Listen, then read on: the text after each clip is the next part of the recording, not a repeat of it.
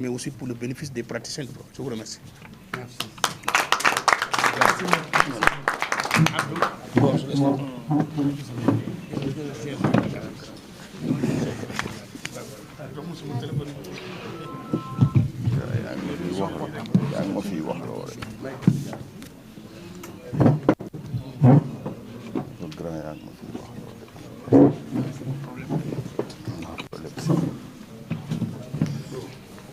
Alors, je vous remercie.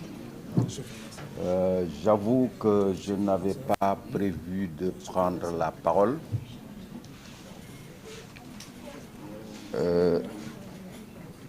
Mais j'entends dire quelques mots à la suite de mes excellents confrères. Vous savez, en ma qualité d'avocat, la justice de mon pays est l'objet de mon attention quotidienne. Et cela me permet de dire que la justice pénale de ce pays est malade. Et cette maladie vient de deux choses fondamentales. D'abord, et c'est un aspect que l'on oublie tout le temps, ce que l'on constate, c'est qu'il n'y a pas d'indépendance entre les fonctions de poursuite et d'investigation. Cette indépendance n'est qu'une fiction. C'est ce que l'on a constaté. Or, dans un système judiciaire digne, il faut absolument que ce principe de l'indépendance des fonctions de poursuite et d'investigation soit clairement établi. Ce qui n'est pas le cas au Sénégal. Parce que en vérité, l'indépendance du juge d'instruction est diluée dans la toute-puissance du parquet. C'est ça la réalité. C'est ça la réalité. C'est pourquoi, très souvent, le juge d'instruction ne contredit pas le parquet. Ou en tout cas, c'est très rare. Et ça, je considère que c'est l'une des maladies qui gangrènent la justice pénale de notre pays. L'une des plaies. L'une des plaies. Alors, deuxièmement, je considère que notre justice est confrontée, la justice pénale en particulier, est confrontée à un problème très sérieux. C'est la question de l'interprétation de nos lois de procédure et de nos lois de fond. Et ce que l'on constate, c'est que dans certains cas, volontairement ou non, il y a une interprétation paresseuse, si je puis m'exprimer ainsi, paresseuse de certains textes. Et cette paresse dans l'interprétation est dangereuse pour les libertés des citoyens. Extrêmement dangereuse. Et c'est pourquoi, d'ailleurs, il est rare de constater des revirements de jurisprudence en matière pénale. C'est très rare de voir des revirements de jurisprudence. En tout cas, en ce qui me concerne, en vertu de ma petite carrière, je n'ai jamais rencontré un revirement de jurisprudence. On interprète les textes comme si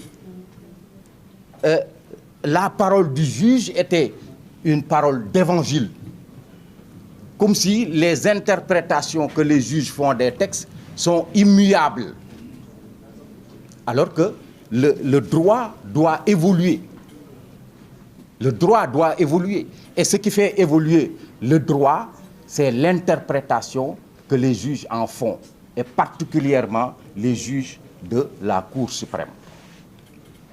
Et que donc, il faut absolument que cette question de l'interprétation de nos lois pénales soit réglée, et c'est la Cour suprême qui doit jouer ce rôle.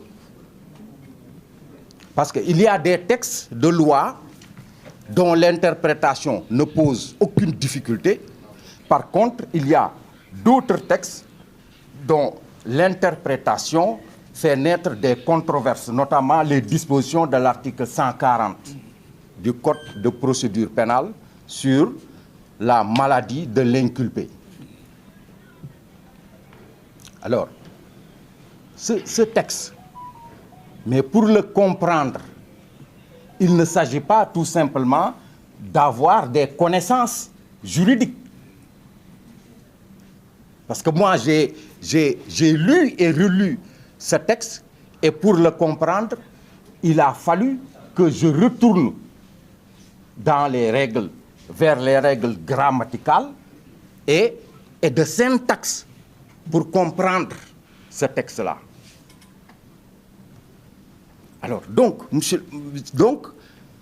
c'est cet effort de réflexion autour de nos textes, n'est-ce pas, qui manque à notre justice pénale. Et je pense qu'il est temps que cette question soit également réglée. Et pour finir, et mes confrères l'ont dit tout à l'heure, ce qui m'étonne au Sénégal, c'est que les questions de droits de l'homme sont absentes de notre justice pénale.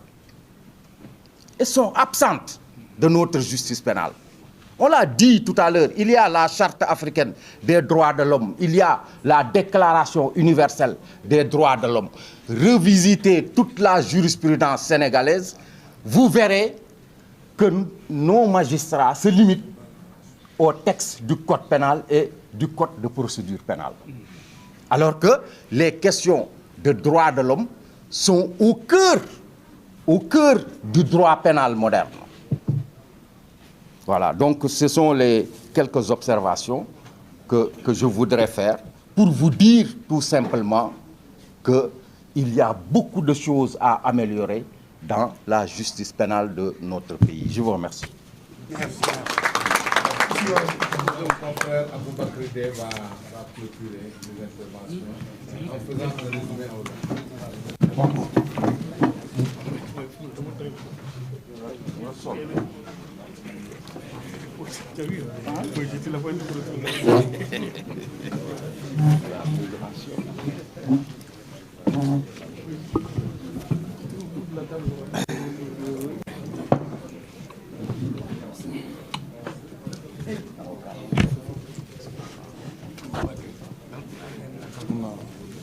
Bonjour.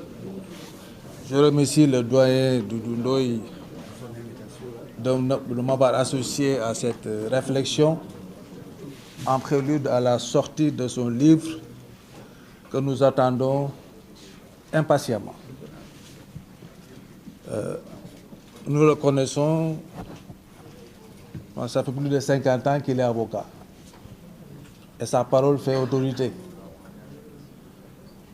Le barreau du Sénégal lui doit beaucoup de choses énormément d'acquis, notamment la loi de 84-09 portant ordre des avocats, quand il était ministre de la Justice, garde des Sceaux. Et depuis que je l'ai connu, il n'en fait que de l'avocature. C'est